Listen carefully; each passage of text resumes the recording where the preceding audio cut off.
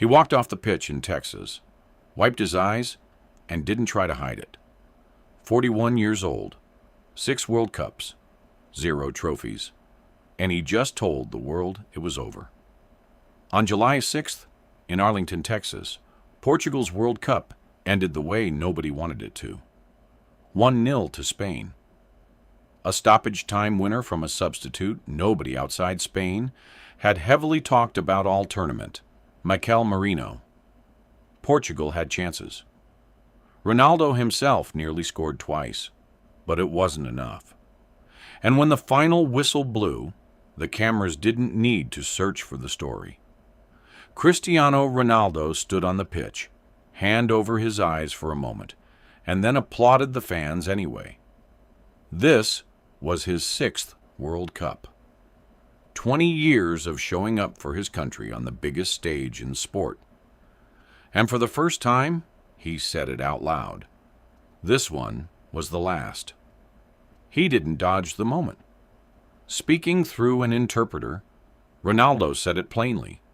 Sad to go out this way, but he gave everything, and he leaves with what he called a clear conscience. Here's what's remarkable about that. This is a man who has spent 2 decades being called too proud, too intense, too obsessed with being the best. And in the biggest disappointment of his international career, his response wasn't anger. It was peace. He pointed to 2016, Portugal's first ever major trophy, the European Championship, and said that title means as much to him as a World Cup would have. Whether you buy that or not, it tells you something about how he's making sense of never winning the one thing that eluded him. Let's actually sit with what he did across 6 World Cups, because it's a record that might never be touched.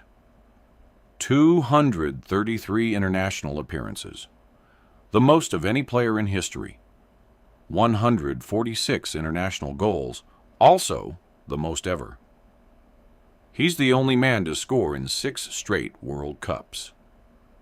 In this tournament alone, at 41 years old, he still found the net 3 times, including a penalty that made him the oldest goal scorer ever in a World Cup knockout match. He finishes with 11 career World Cup goals across 20 years, 0 titles. And somehow, that's not even the headline anymore, because while his story just ended, 2 other legends are still writing theirs. While Ronaldo was saying goodbye, Lionel Messi and Kylian Mbappé were doing the opposite, refusing to let this tournament end without a fight for its biggest individual prize. Both of them are sitting at 8 goals, dead level in the race for the Golden Boot. Messi, already the all-time leading scorer in World Cup history after this tournament, chasing a send-off of his own. Mbappé, 10 years younger, playing like he intends to own this decade the way Messi owned the last one. Here's the part that should terrify both of them. The Golden Boot doesn't care about legacy. It cares about who scores in the next match. 1 goal swings it. 1 missed penalty ends it. And with the final 4 days away, they're both running out of chances to settle it. And that brings us to July 19th. The final, Spain against Argentina.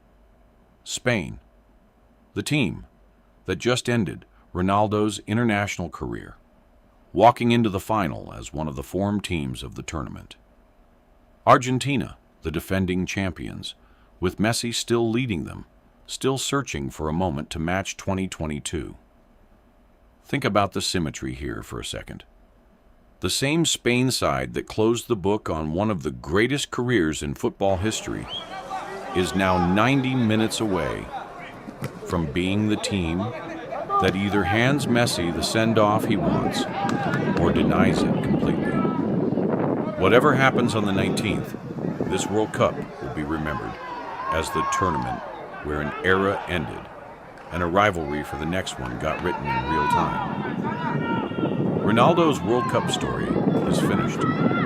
Messi's might be too, one way or another, by Sunday night.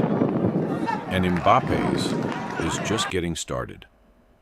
3 legends, 3 completely different chapters, all closing or opening in the same 13 days. That's not just a football story. That's the kind of thing you don't get to watch live very often.